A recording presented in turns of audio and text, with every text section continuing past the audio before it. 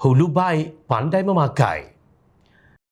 Malaysia dan Thailand akan membentuk satu pasukan tugas bersama untuk meneliti dan meningkatkan hubungan dua hala dalam 4 bidang untuk manfaat kedua-dua negara. Perdana Menteri Datuk Seri Anwar Ibrahim berkata pertemuan beliau dengan rakan sejawatnya Srettha Thavisin turut membincangkan mengenai pembentukan pasukan tersebut. Kata beliau 4 bidang tersebut adalah perdagangan dan pelaburan, pelancongan, pertanian dan keterjaminan makanan serta keselamatan negara. Meskipun kedua negara adalah tetangga dekat, kami berasa bahawa kerjasama perdagangan dan ekonomi masih rendah. Malaysia dan Thailand setuju untuk mengadakan jawatan kuasa perdagangan bersama pada suku pertama 2024 untuk menyelesaikan masalah tertunda dan meningkatkan perdagangan dua hala. Kedua-dua kami juga bersetuju agar Dewan Perniagaan di peringkat negeri atau wilayah memimpin dalam meningkatkan perdagangan dua hala, terutama di wilayah perbatasan, katanya menerusi satu hantaran di Facebook. Perdana Menteri mengadakan lawatan kerja sehari dan pertemuan dengan Srettha di Kompleks Kastam, Immigration dan Kuarantin CIQ di Sadao, Thailand semalam.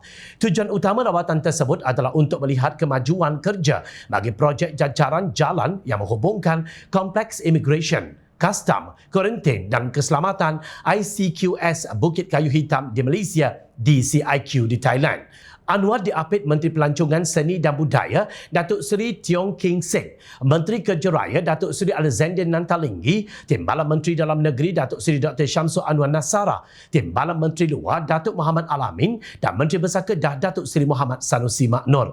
Mengulas lanjut, Perdana Menteri berkata beliau dan Srettha turut membahas langkah-langkah tindakan lanjut daripada kunjungan beliau ke Malaysia pada Oktober lalu.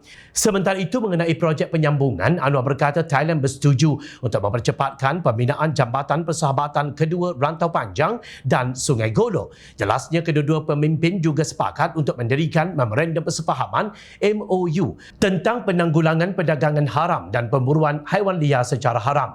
Thailand juga menyatakan minatnya untuk mencari bantuan dari Malaysia ke sektor halal, terutamanya dalam proses piawaian dan pengesahan. Kunjungan itu mencapai tujuan dalam meningkatkan kerjasama yang sedia erat, khususnya dalam memaksimumkan potensi manfaat dalam kerjasama perbatasan. Malaysia sangat menghargai hubungan persahabatan dengan Thailand dan ingin melihat lebih banyak kegiatan di wilayah perbatasan yang dapat memberikan manfaat kepada kedua-dua rakyat Malaysia dan Thailand, katanya.